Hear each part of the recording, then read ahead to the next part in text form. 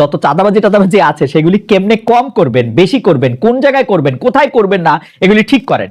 অনেকেই গণতন্ত্র মানে বোঝে যে আওয়ামী লীগ যেগুলি করতো, মানে এটা এই অনেকের সাথে আমিও আসি, অনেকেই গণতন্ত্র মানে বোঝে যেই দুষ্টামিগুলি যেই অপরাধগুলি আওয়ামী লীগ করতো, গণতন্ত্রের মানে হচ্ছে সেগুলি আওয়ামী লীগ আর করতে পারবে না, সেগুলি করবো হচ্ছে আমি। সেরকম ভাবলে একটু সাবধান হয়ে যান। দেখছেন না আওয়ামী লীগের নেতাগো মাটির উপর দপদপায় হাঁটতো, এখন ইন্দুরের মতো পালায় রয়েছে না?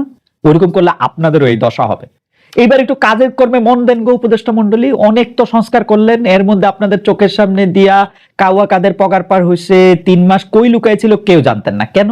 স্বরাষ্ট্র উপদেষ্টা বললেন যদি জানতাম কই আছে তাহলে ধরে ফেলতাম। হা হা, কবিতা মনে আছে ওই যে বাবুরাম সাপুরে, যে সাপের চোখ নেই, শিং নেই, নখ নেই, ছোটে নাকি হাঁটে না, কাউকে যে কাটে না, করে না কো ফোসফাস, মারে না কো ঢুসঢাস, নেই কোনো উৎপাত, খায় শুধু দুধ ভাত, সেই সব জ্যান্ত গোটা দুই আনতো, পেরে মেরে ঠান্ডা করে দেব ঠান্ডা।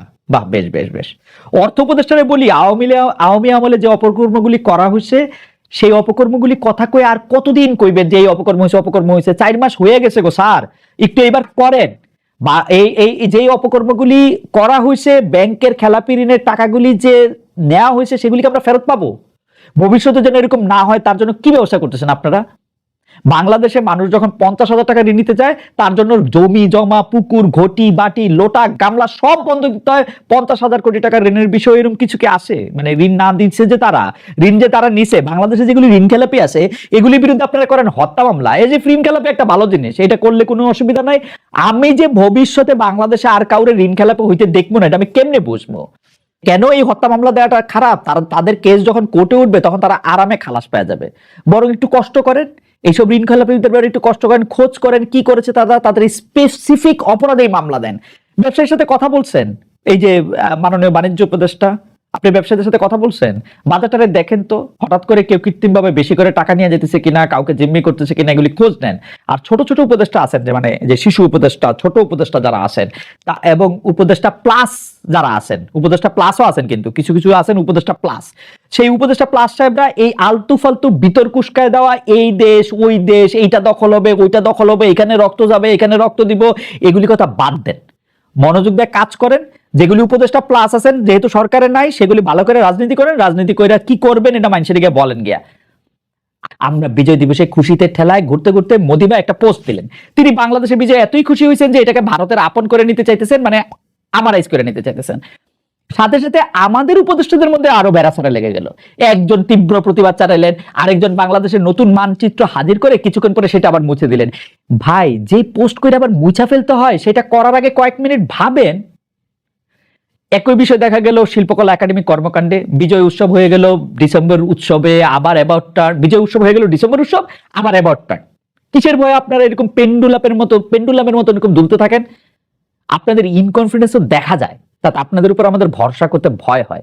উইনি দ্য পু, এই বিষয়ে আমার মানে উইনি দ্য পুরে কিন্তু আমার বিরাট ফিলোসফার মনে হয়, মানে after Tom and Jerry Winnie the Pooh হচ্ছে আমার কাছে একটা বড় ফিলোসফার।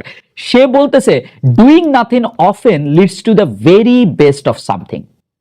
নেন, ইংরেজিতে বললাম, এই ভাষায় বললে তো আবার কথার দাম বেড়ে যায়। আপনি দেখবেন আমরা যখন মানে কোনো কথার একটা জোর দিতে চাই, তখন এটার মধ্যে একটা ইংরেজি বলি। মানে ধরেন কাউরে কইছে বেরিয়ে যাও, বেরিয়ে যাও কই আমাকে পোষায় না, আমাদের কইতে হয় গেট আউট। এর যে বেরিয়ে যাওয়ার অর্থ চাই বুঝতেছে না, গেট আউট কইলে সেটার মধ্যে এটা বুঝবে। আসি নির্বাচন প্রসঙ্গে। শেষ পর্যন্ত ডক্টর ইউনূস নির্বাচনের একটা সম্ভাব্য তারিখ ঘোষণা করেছেন। তিনি বলেছেন 2025-এর শেষে বা 2026-এর শুরুতে নির্বাচন হবে।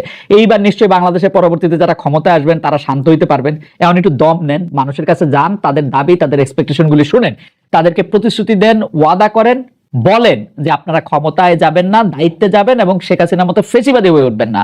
অন্তত এখন তো বুঝতে পারলেন ডক্টর ইউনূস সরকার অনন্তকাল থাকতেছেন না। এইবার আপনাদের এই ঘ্যানর প্যানর বাদ দিয়ে রাজনীতিটা করেন।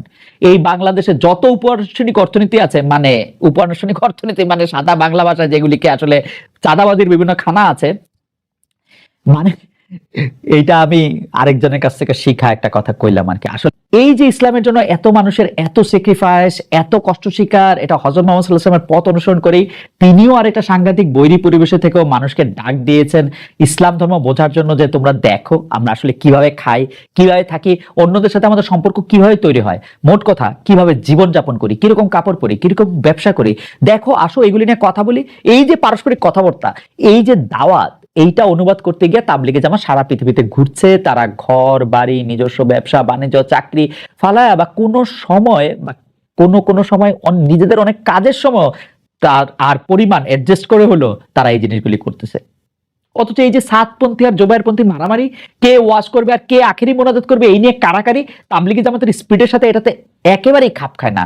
এখন দেখেন কে এইটার মধ্যে ওয়াজ করবে, কে আখেরি মোনাজাত করবে, এটা নিয়ে যখন দুইটা পক্ষের সৃষ্টি হয়েছে, আমাদের কি উচিত হয়েছে এই বিভেদের আগুনে আরো তেল ঢালা, নাকি এইটা কিভাবে থামানো যায় সেটা দেখা?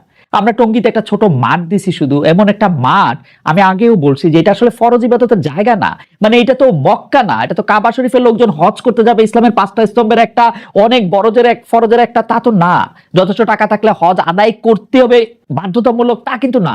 অথচ এই যে গরিব একটা দেশ, এখানে বাতাস দূষিত, যানবাহনের সংকট, জীবনের ঝুঁকি, সেখানে ফরজ ইবাদত না হওয়া সত্ত্বেও মানুষ সমবেত হইতেছে সারা দুনিয়া থেকে আইসা, সেখান থেকে মানুষ ওয়াজ শুনতেছে, আলোচনা শুনতেছে, পরবর্তী দিনে করণীয় শুনতেছে, বর্তমান সময়ের আলাপ শুনতেছে, আমরা কিভাবে চলবো, থাকবো, পড়বো, খাবো, এগুলির নির্দেশনা জানতেছে। এই জায়গাটার মধ্যে আমরা কি এই বিভেদ সৃষ্টি করতে করতে 4 জন মানুষ মেরে ফেলবো? মারা গেছে কিন্তু 4 জন লোক, 4 জন মানুষ আমরা মেরে ফেলবো?